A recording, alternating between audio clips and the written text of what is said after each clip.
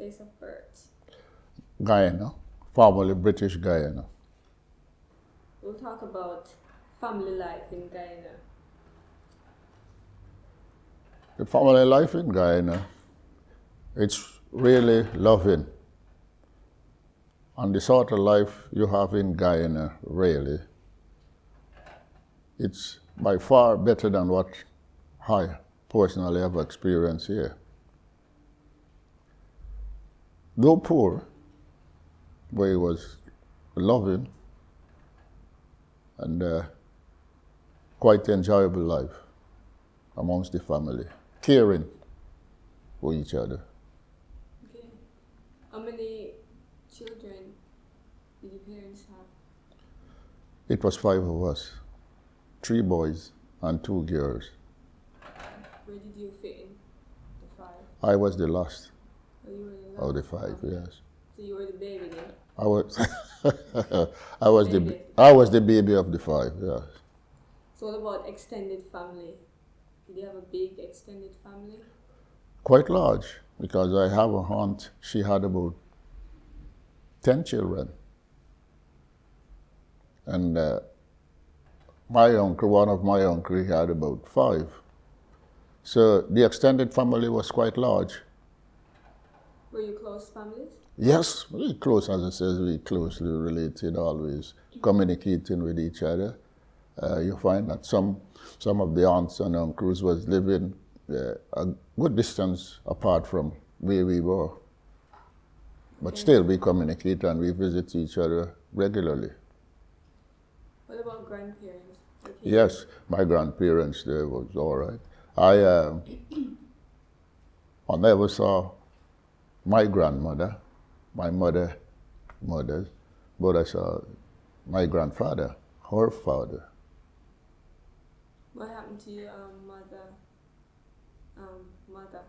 Oh, she died before. I mean, I really. How old were you when she died? I never experienced her. When I was born, she had already died. Okay, so you've only heard. I don't know. I knew my granddad. Mm-hmm. I knew my father's dad as well.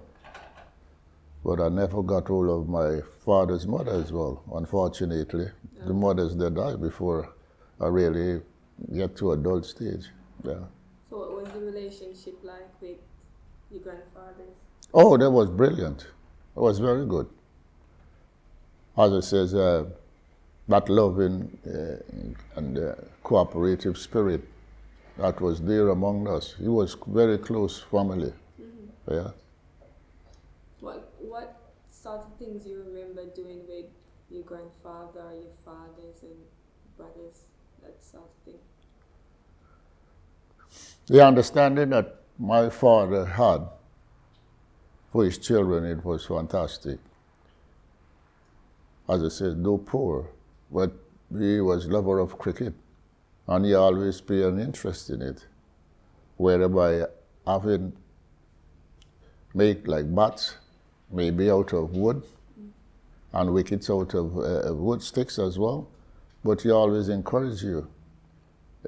He never disagreed with us in that shape or form. He's always willing to support you in whatever you wish to do. Okay. So did most of the boys in your family play cricket then at Most of the boys in my family play cricket.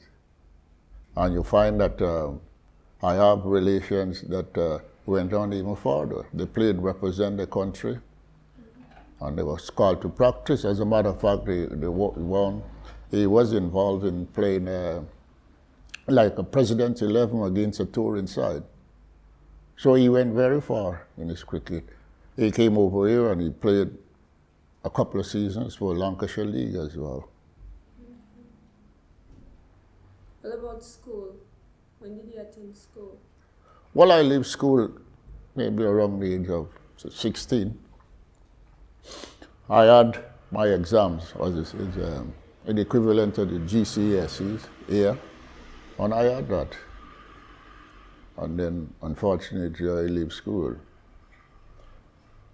When I left school, I went as an apprentice tailor. That was my first venture out. Tailoring. Tailoring, yes. But I didn't continue in that field very long, unfortunately. But when I become older, then I was involved. I was working with a contractor properly. On that I worked for several years. Yes. And I had many jobs. Because during the war I was employed not only as a military police, but was working in the Marine Department for the American. In Guyana? In Guyana. That was British Guyana at the time. Okay. It was British Guyana at the time because these America had leased that base for 100 years. And they had a base there. Because at the time, at that war, you know, the technology was not there as well to plane could be refueled in the air. So the nearest port, where the action was, it was in Dakar. And they found that the base in Guyana was the nearest base. So that base was quite active. Okay. So do you have any memories of being at school before 16? What you was like a boy, you know, things you used to get up to, that sort of thing. Good memories. Well, as everything else, yes, I enjoy a lot of activities when I was a boy. The school days was a happy times. We get along quite well in school. I enjoy going to school. And as I says, at recreation time, we just find a lot of fun. And one thing, the access that we had, you know, at that time, it was very good. The teacher was quite encouraging. And with the teacher and parents, the cooperation that was with the teacher and the parents, it makes your life in school very happy. Okay. What can you remember about getting beatings, and did you get beaten at school? Of course, we had little scraps now and then. We had little scraps then. Well, you mean with the teachers? Yeah. No, I was not that naughty. Okay. I did have many beatings, and I think, not exaggerating, I wasn't that quite backward in school, so as to be flogged or cautioned. So being the smallest one in your family, were you spoiled by your parents? I would say I was spoiled. Until now, I realized that looking back on my life, I think I was a bit spoiled. Because I was given so many chances. And I was never being pressured as to do anything. Not even when I started to work. All my concentration was to buy clothing, go out and sport. There was no added pressure to us to say contribute. You know, that's the way family lives in the West Indies. I was no pressured into says, well, look, you have to subscribe to this and you have to subscribe to that. Well, did it cause any conflicts between you and your brothers and sisters? Sometimes a bit of jealousy crept in, but as I mentioned before, we get along very well. Myself and my brothers was very, very close. And I mean, I don't think that they took any notice. So you didn't fight Of the attention. Yes, myself and my brother had some scrap at times, you know. And that I was closer to that one. Of course, people used to take us for twins, you know. It was about a year apart. But I got along better with him, though we had a lot. Yeah. So when you fight, your parents would stick up for you more than they would have? Well, there was a caution not to hit me because they're bigger than me. So if I had done anything wrong to them, naughty, they should complain. Okay. So you'd always be the one to doing things because you know you won't be cautioned for it. Yes, I could get away with it. Okay. What about religion? We was a very religious family. When I get from a child, we was christened at the Methodist church, and my mom was working at the Methodist church for some of the resident ministers. And we actually grew up in that church. We all went to Sunday schools, and they had different little organizations from that, where you call Guild, Wesley Guild, and they used to have a junior guild. And you had to take part in that, and many concerts and all that was involved with. But did you feel like you were forced to go to church? No, it was never forced. It becomes automatic choice. The parents, everybody was going there, and that's, again, we enjoyed that. There was a lot of pleasure doing that. So you enjoy going to church? Of course, I enjoy going to church. Well, you know, some people do resent the idea after a while that because they're grown up in church, they don't feel like they wanted to go. So I'm thinking, is there a resentment that after a while, when you got big, when you're 16, you didn't feel that you wanted to go to church? With my belief, I know, as I said, we started very young, and I never had that feelings. I've never had that feeling, because I always says I'm a true believer. And I think I have experienced a lot of things, you know, so like in prayer, I am convinced that things have happened that I prayed sincerely, and somewhere or the other my prayer was being answered. So yes, I'm a true believer, and I believe it works. It might be my belief, but there's a belief of mine. So did you ever consider becoming a Christian? Like baptized? Getting baptized? Of course. I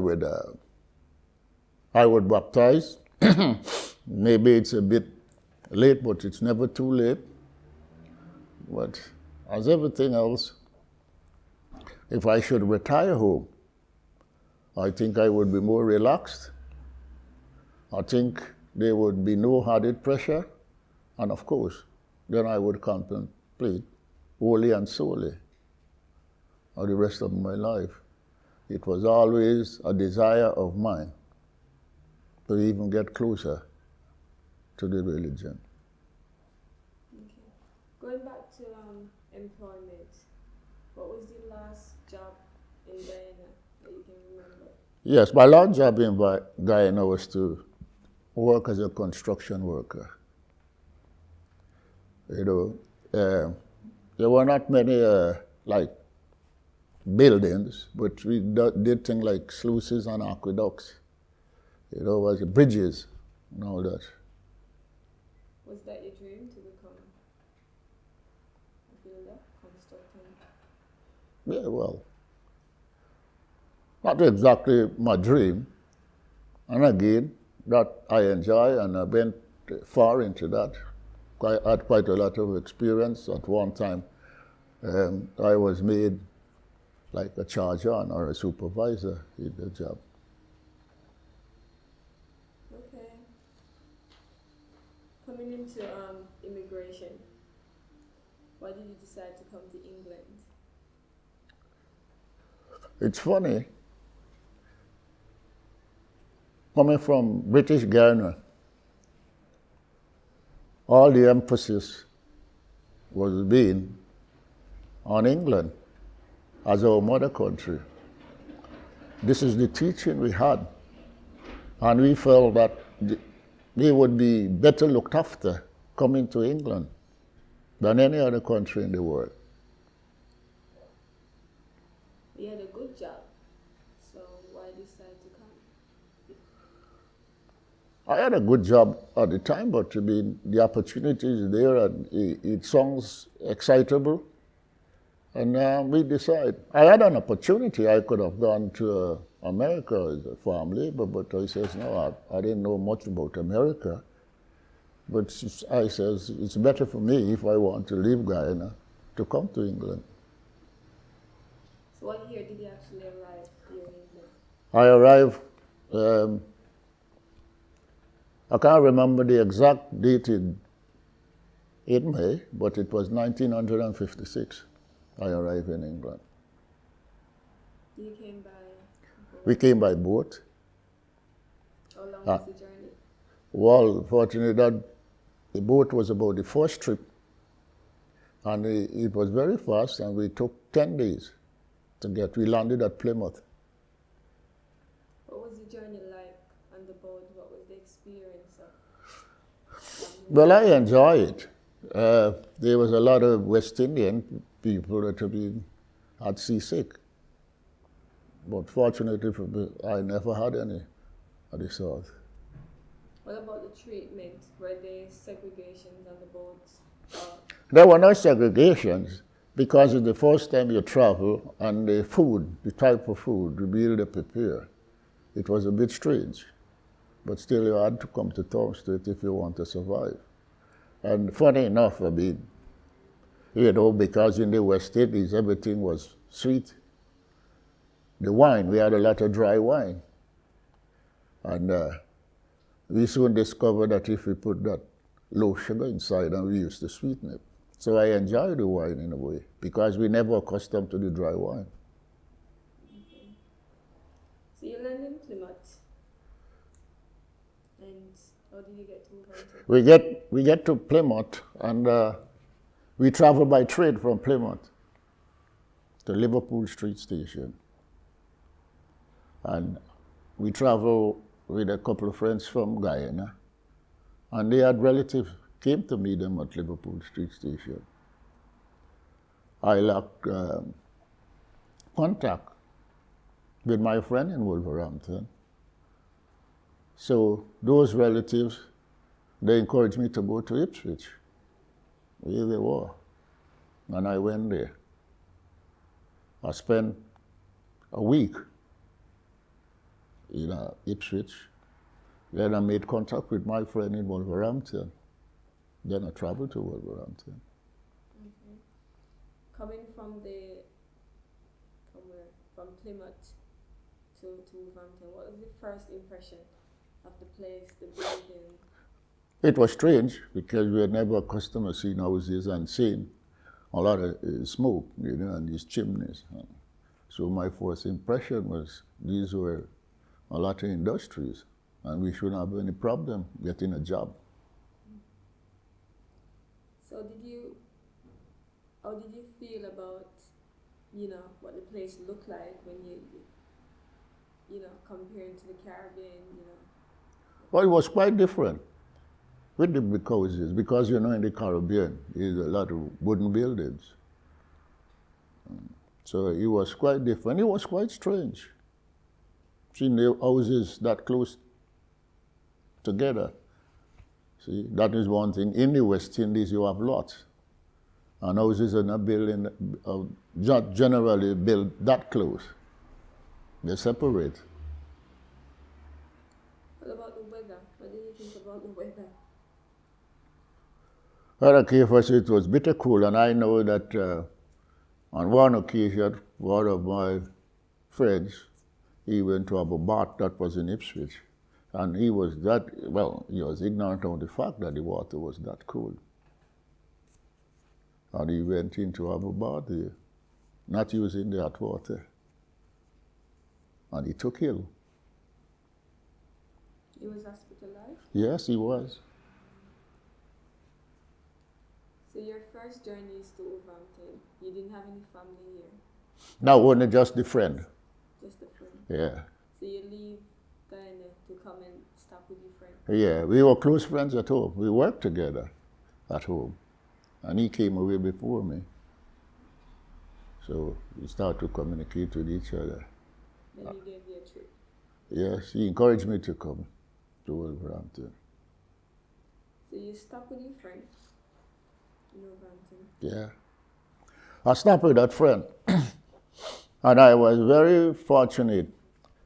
When I came here, I had a rest. It was nearing the weekend, so I had a rest for a couple of days, Saturday and Sunday. On the Monday, I went to the labor exchange. And right away I was sent, give my card, went to Goodyear's, and I accepted the job. And I started to work at Goodyear's there. I never worked anywhere else. I worked at Goodyear's for 25 years. So you reach here on the weekend and Monday, yes, I had a job right away. And straight away you're thinking, yeah, things are looking up. Yeah. So you didn't go to college or anything during those Yes, in the night I went and I started out on a motor vehicle mechanic at the college. See, but the Wolfront College, you know, that is where the university is, the old building. I went there for a period of time, but the job was so hard, it was difficult for me to keep up with and then at the time I had no family here, you know, that could assist me. I had to come and do my own meals and everything, so you will find it very difficult to go out to the college, the evening classes, and to work because you work in Goodyear's was shift. So I find it very difficult to continue.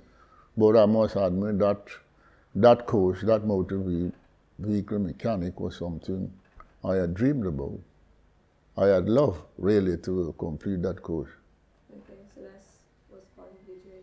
Or did you find the education system different from Guyana? Yes, well, I think the education system in Guyana, I think it was a bit richer than in England. I had proof of that with my sons when they start to go to school. Things like the grammar, like English, when we talk about English. We started from making sentences where you use punctuation marks. It depends on where we have to use capital letters. And we had to use convert sentences. So like analysis and parsing. That is the way we've been taught in school. And I tried to question my sons and they hadn't a clue. You know, you had to know what was a noun, what is a pronoun, what is an adjective, what is an adverb, and they didn't know anything. So the basic of our teaching, I think it was by far, sad to say, superior.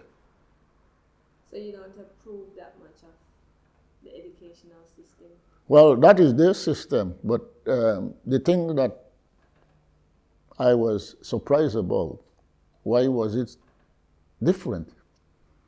Because all our legislation, all our training, all our teachings was from England. Because remember, that time it was British Guyana. We was colonial rule. And all our teaching was coming, and we was observing the holidays that is in England, the Queen Birthday, Empire Day, and all that. Those are things that we observe in British Guyana. Okay. So you've decided it was too much working and going to college, so you had to give up college? Yeah, sadly. So you didn't take up no other course after that? Well, I did some short courses. You know, where I got involved in this unemployment group. I took some short courses and I had, some certificate. I had some certificates here for it, yes. Like managerial skills and so on, yes. Okay, so talking about Goodyear. I'm just going to stop you there a minute. I'll give you...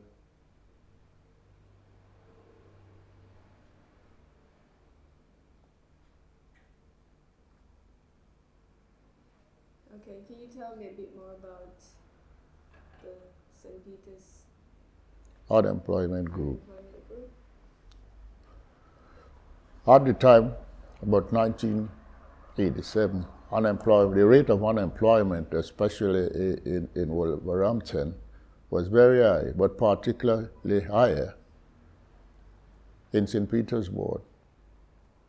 So, with a European funding through the Polytechnic, it was decided to create an unemployment group, which we have established since 1987. There were 3 groups, 5 in all, as a matter of fact. You have St. Peter's Unemployment Group, Bleaknell Unemployment Scheme. You had one in Bradley, you had one in Bushbury, you had one at Food Houses, yes, and Bushbury, and you had one in Oxley. Because the rate of unemployment in Wolverhampton especially was far way higher than the rate in the country. These groups were set up specifically to encourage unemployed people not to sit idly, but to try and get themselves involved and to be active and to learn something to their benefit. We, the unemployment group, we've been funded by the local authority. After the European funding had run out, the local authority have took up the funding to fund this unemployment group. And we have decided, in other words, to link with other groups. We were the first group, our organizations in Wolverhampton, that had a binational link. And we had that with a group in West Germany, Dortmund. We had a link with a similar group in France as well. We had many exchange visits, our experiences, and what we found very interesting, it was only the difference in languages, but the problems was the same with unemployment people in Europe as it is in England. In Wolverhampton, we had to cater, sadly, because the population of ethnic minority was large, so we had to cater predominantly for Asian and Afro-Caribbean people. That is the way we establish it. Because we found, like in St. Peter's Ward and in Bleaknell, where the ethnic minority was, the percentage of unemployment was greater than anywhere else in Wolverhampton. These 2 areas where the unemployment was more severe, we find that it was the ethnic minority was residing in these areas. And that was one of the things where we went to France. We had a chart. And that coordinator in France quickly asked us that question. Why is there so much a difference between Bleaknell, the percentage of unemployment, and in St. Peter's Ward, why the gap is so wide with the rest of Wolverhampton? So we had to explain. In these 2 areas, it was predominantly ethnic minority. So this was the cause. But why do you think there's so much ethnic minority? Why there were so many ethnic minority people unemployed at the time of the pandemic? You'll find that not given the opportunity, you didn't have the opportunity to put through a test. You came here and you're thinking about your family, and all you was looking forward to was a job. And you'll find that most of the jobs that existed in industries, there's where the ethnic minorities went for. Because all what they desire was to work and earn a living, and either to return back home or to bring the family here. To be honest with you, as far as I know, West Indians on the whole had never intended to stop in England for that long. People was talking about 5 years and 10 years. And they'll return back. But as it is, you find that you get caught up. And I think, in a sense, to us, it was a kind of a trap conditions you find yourself in. So you have to concentrate on bringing the family and to make the best of it.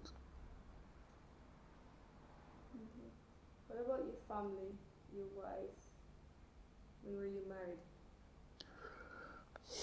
Yes, when they came, it was a bit easier for you on your own. And the wife came and she was working at Burton Road Maternity Hospital. And, she worked there for 20 years as well. She worked as a nurse at the maternity ward. So you were actually married from Guyana? You were married before you came to this country? No, we married here. Are you married? We married here, yeah. I have 2 sons. They was born here. The last 2 sons, they was born here. So The rest of the children. How many children do you have? Well, we had 5 altogether. We had 5 children altogether. How many boys, girls? We had 3 boys and 2 girls. And 2 were born in this country? 2 was born in this country. The rest was born in here. So they came when your wife came as well? The girl came when the wife came.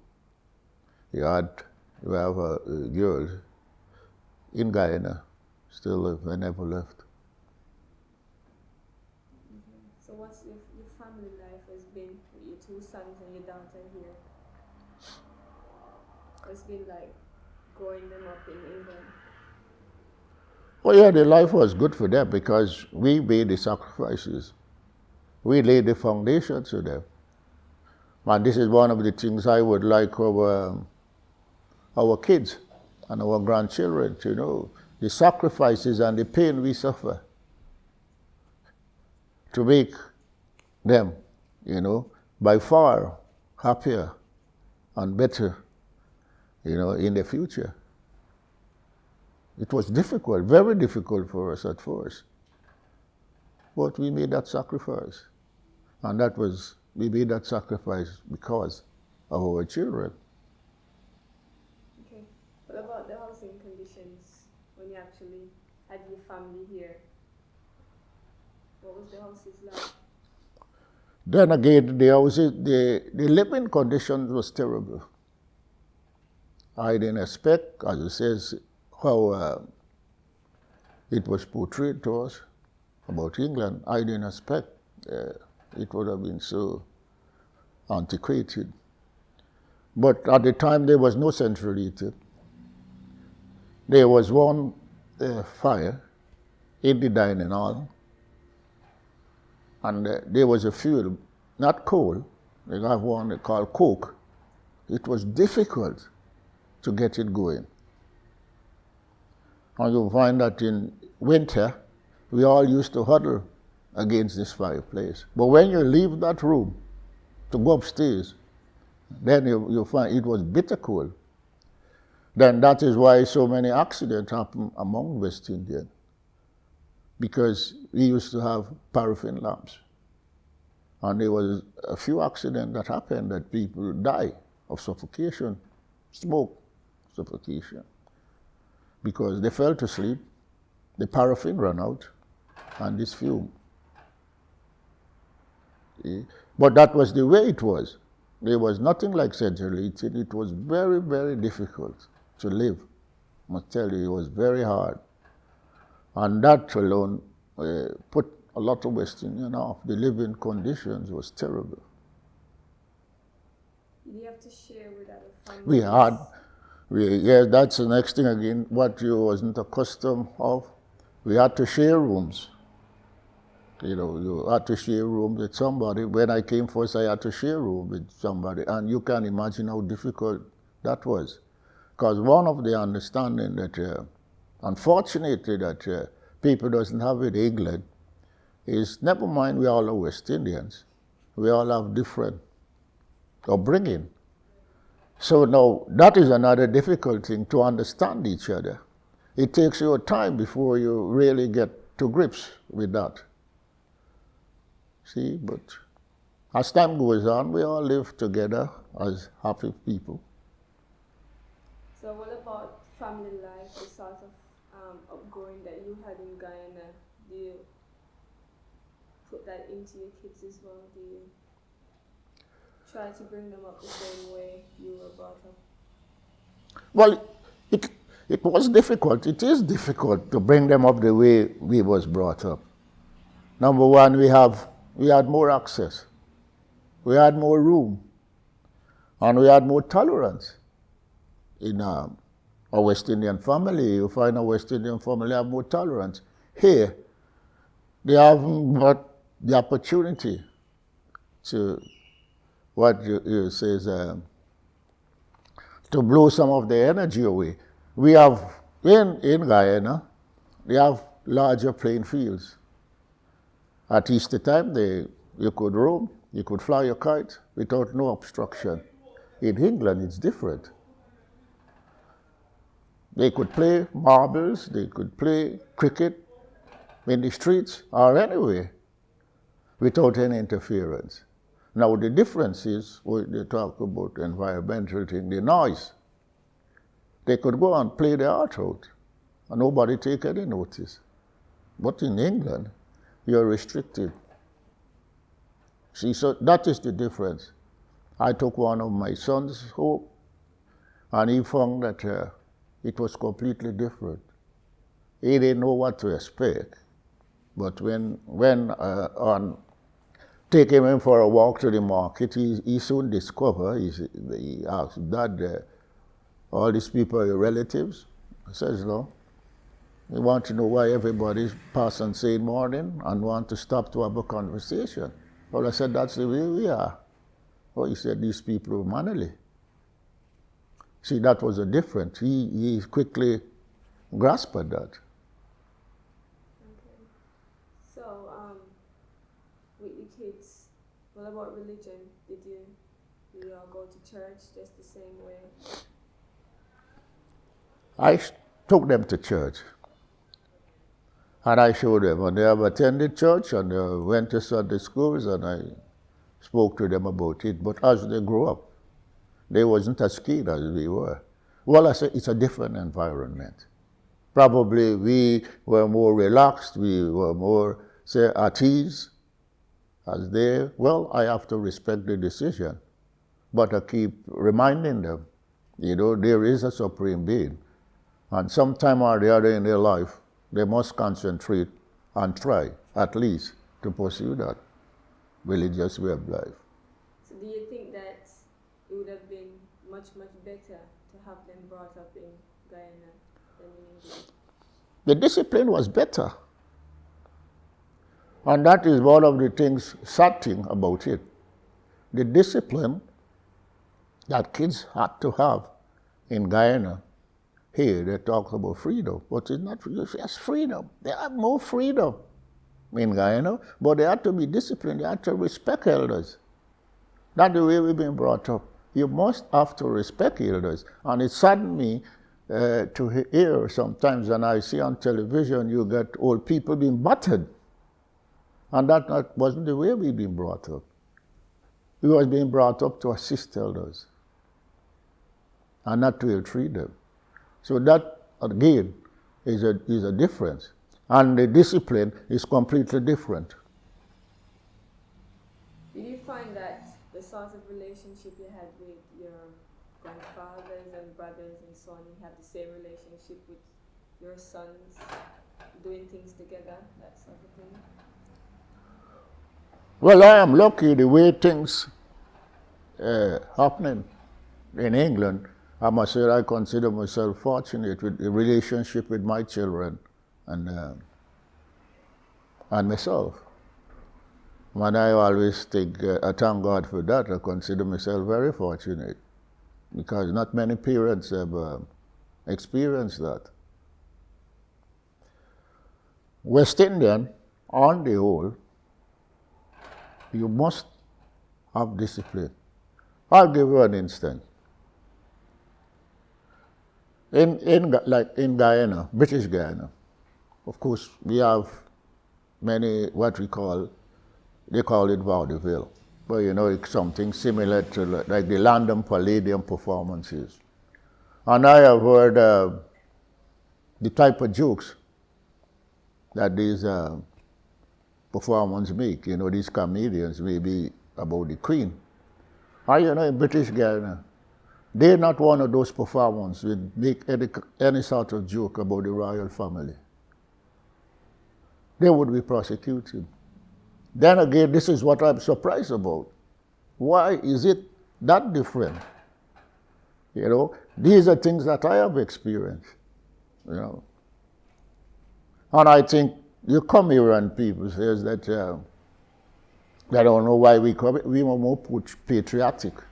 I tell you, to the royal family, we both be disciplined towards them. We had more respect towards the royal family than English people. Thinking about your kids, did you have certain hopes for them, things that you wanted them to achieve, and you've helped them, push them towards doing so? I would have rather see them developed, you know, a bit more academically. I am not totally disappointed because they are willing to make their future as solid as they possibly can. My eldest son, he was a late developer, but I'm quite pleased with the progress he's making. Quite pleased about it.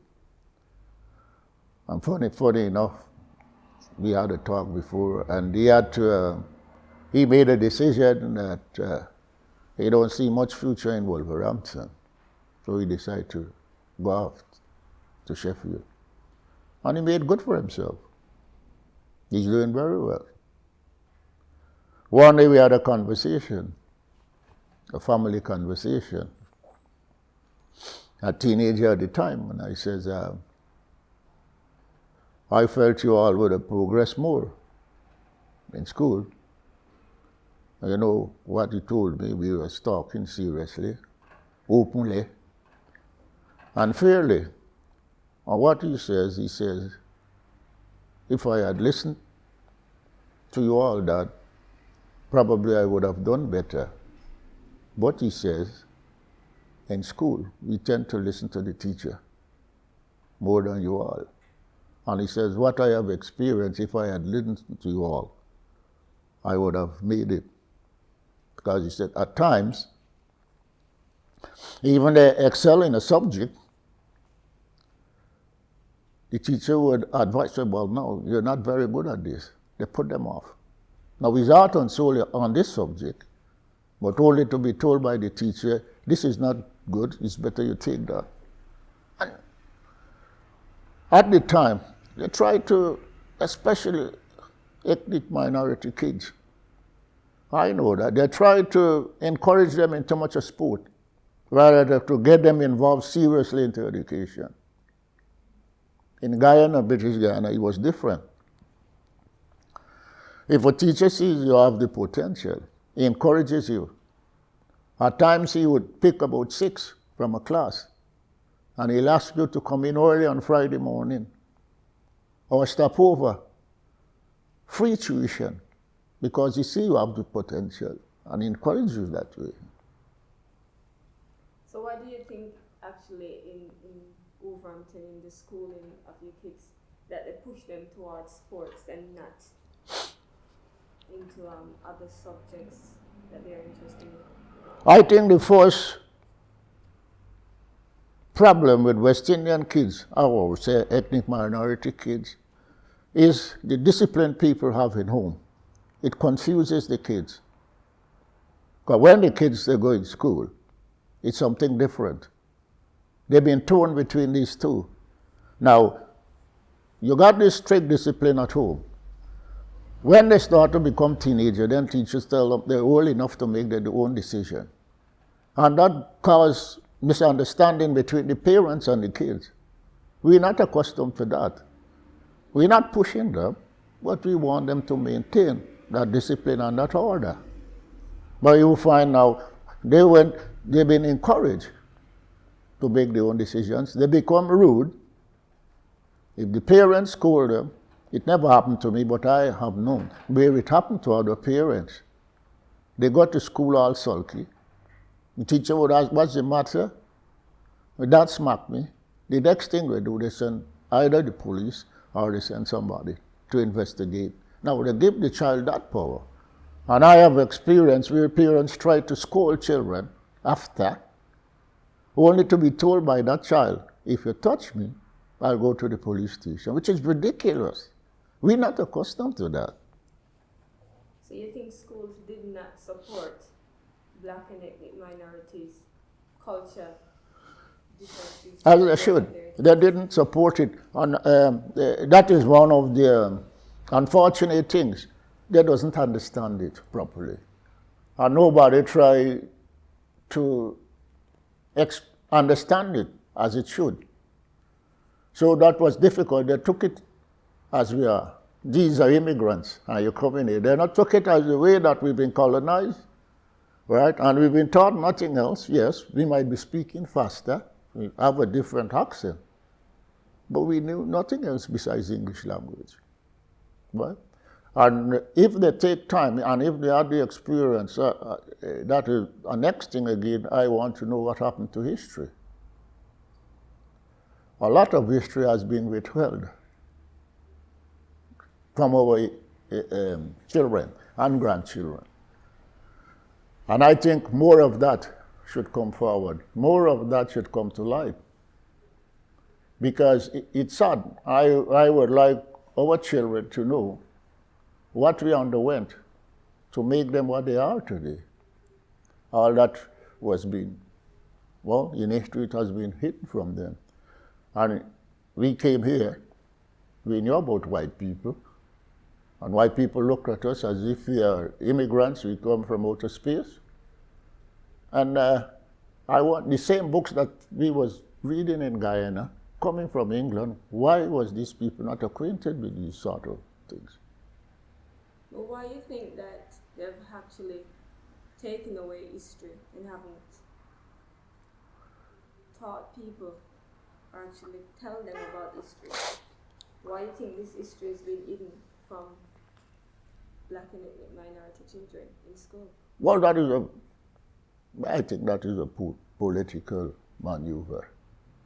If everything been taught and everybody had known the truth, things would have been completely different. But if they want to get control of everybody, they want to rule everybody, you must have to have some flaws in it. They make it as easy as possible for them to have full control.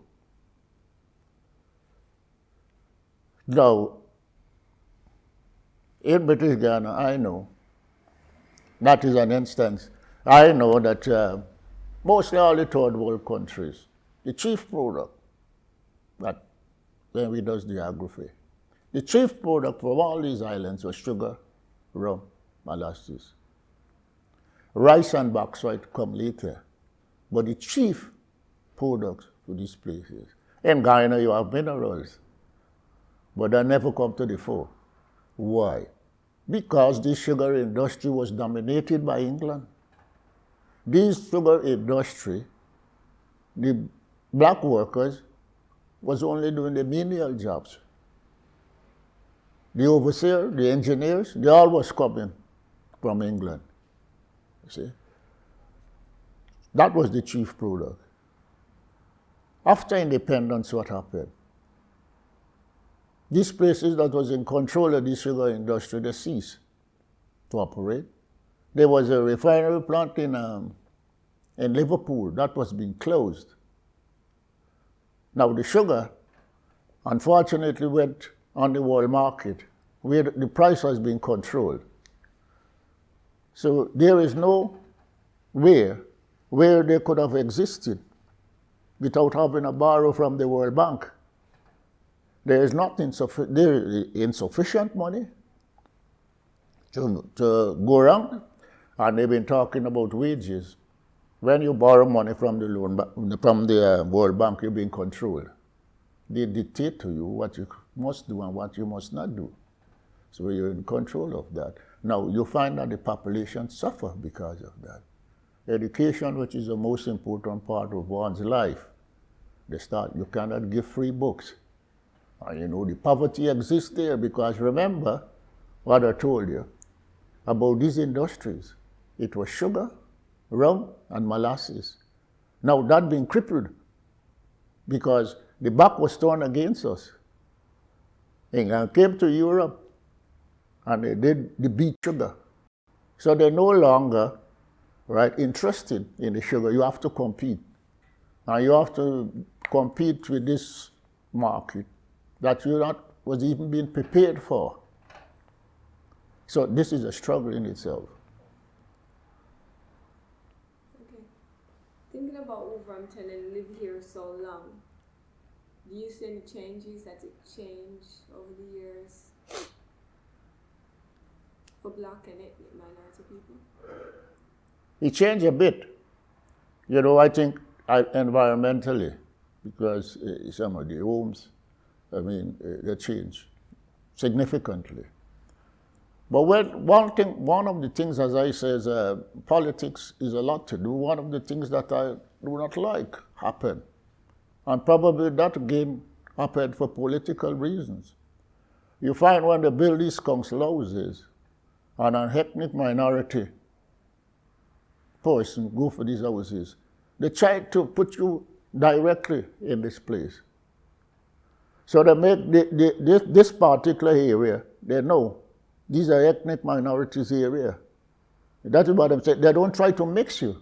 Now, like how they have these mentally ill people, they said put them out in the community, right? That they could get accustomed to the community life.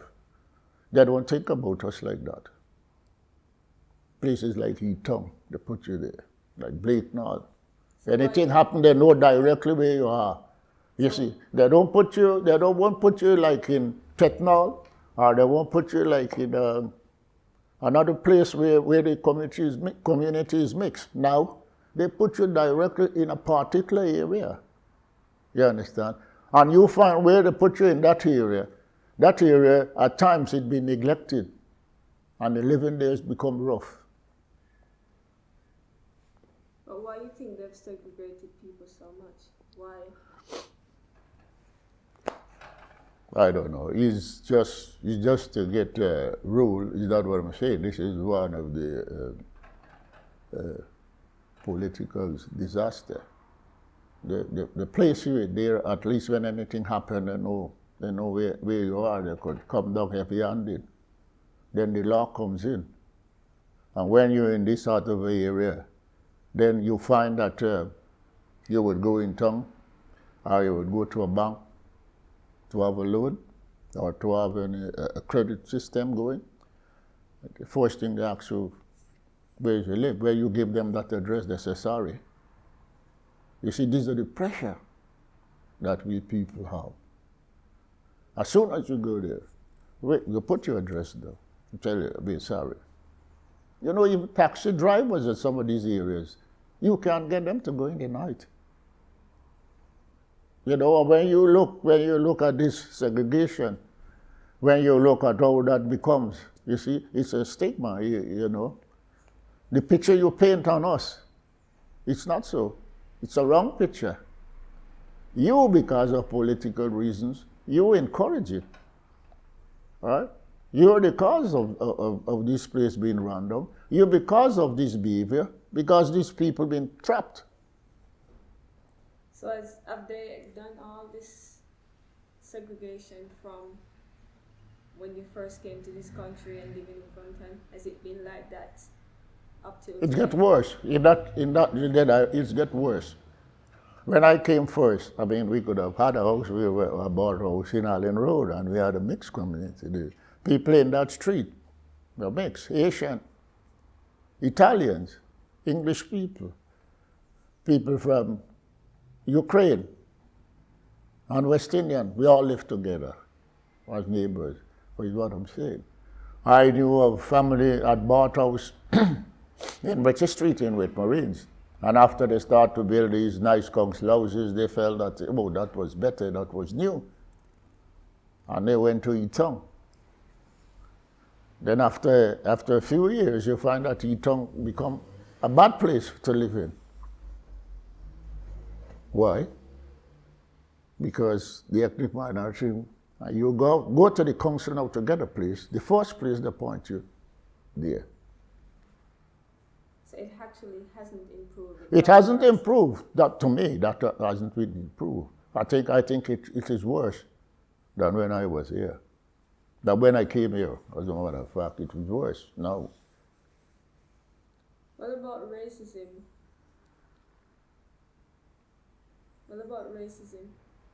What do you remember about racism? Well, racism for me, I think it exists because I think I have myself experience, as I said, in working at Goodyears. I enjoy work there because all I have achieved is through working at Goodyears. But the most significant thing, at times I was being told by the manager or the foreman, oh, Dan is having the experience. But I was never given the opportunity to become a labor trainer. But if you get a recruit, they'll send him to dance machine. And that's it. And they had an official labor trainer who didn't know or wouldn't have the ability to train. Okay, I feel happy because on that particular day or the week, I wouldn't be working hard because I have this recruit and I would be paid. But this is the difference. Why was I not being given a chance to become then an official labor trainer? Seeing that I have the skill and the experience, but I was never given that opportunity. Why do you think you've never had that opportunity? Why? Because, Nick Budgeon unfortunately died now, but we had a meeting with him, and I find this out to him. I says, you should never allow management to say there are no discrimination. You should have someone from the government to come and investigate that. Get somebody, not somebody from the factory, because they would always tell you, no, there is no discrimination here.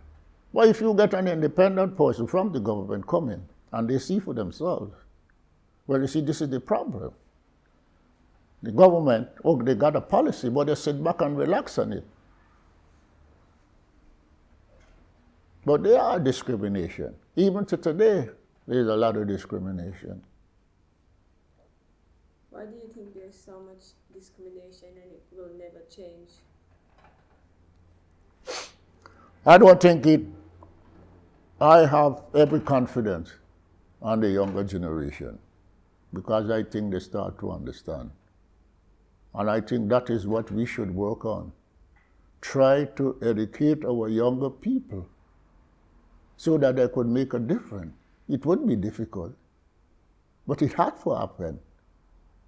Because we have laid the foundation. Hopefully they'll take it up. In formal education, because that's important. And when they consolidate themselves. So it would be very difficult to push them around.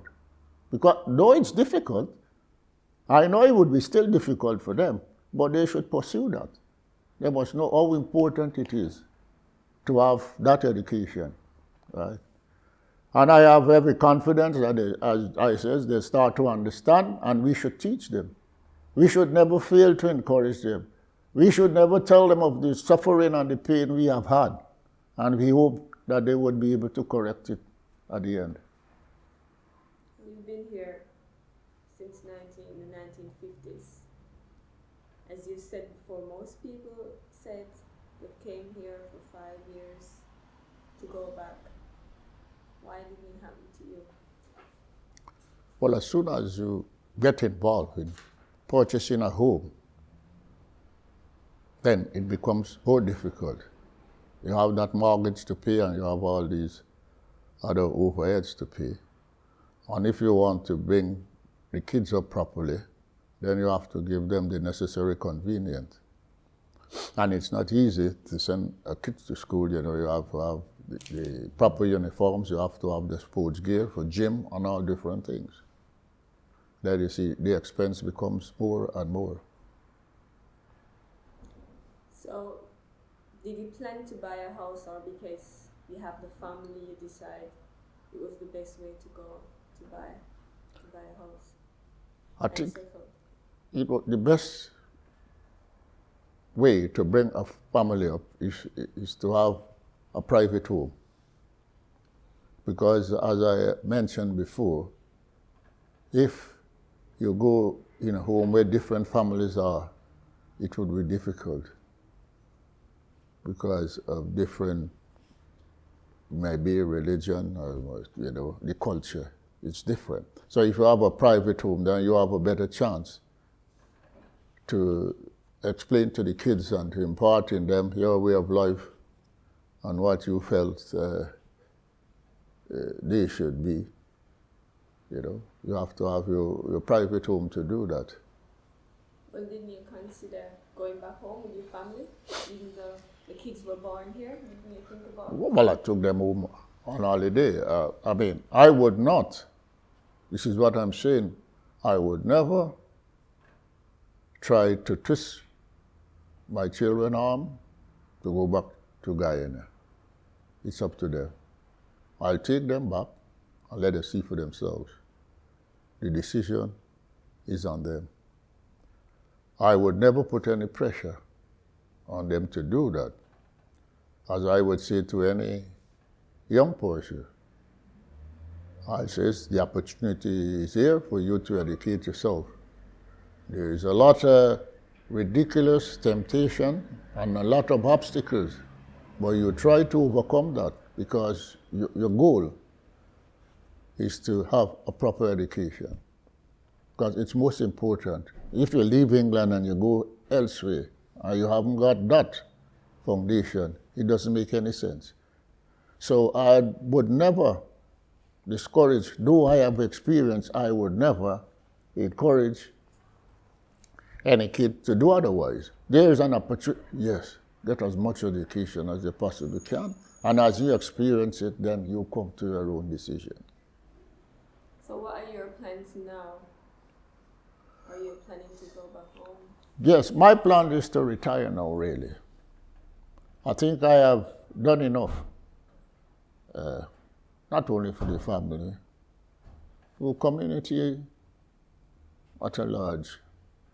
I think I have done as much good for the unemployment group, and I have seen where the commitment was justified. And I'm pleased about that, I'm satisfied about that. See, I had some people, they was all distraught, they was all confused, and I soon had them involved in making things. And we had a junior minister came at the center, and when they had all these things on display, you could see there was a different change. Their face all lit up. You know, this was a great relief for these people to see what they could have done.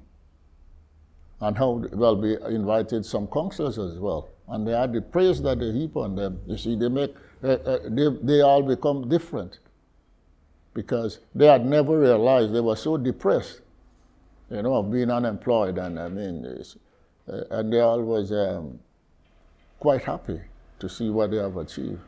See that make a difference in their life. So now you've reached the end where you have done a lot for your community. You think it's time to... I think it's time for Mike to pack up. And I think the best place once I'm having the health is to go home and relax. I find I have more relaxation at home in Guyana than here. I would say it's a bed of roses, but I know I have visited Guyana about 6 or 7 times, and I know I can make it there peacefully. So I think I'll go and relax, as I say, concentrate on more things and live the rest of my days, though I might not have many, but at least I would have a sense of satisfaction because that itself was my heart desire. Doesn't matter what happened, because I even make mention to it. He said, so if anything should happen to me here, take the body back to Guyana. And that is one of my heart's desire. And proud, and I think I would live a few more years when I realize that at least I have achieved what I've, yeah. Well, good luck going back to Ghana, and thank you very much for this interview.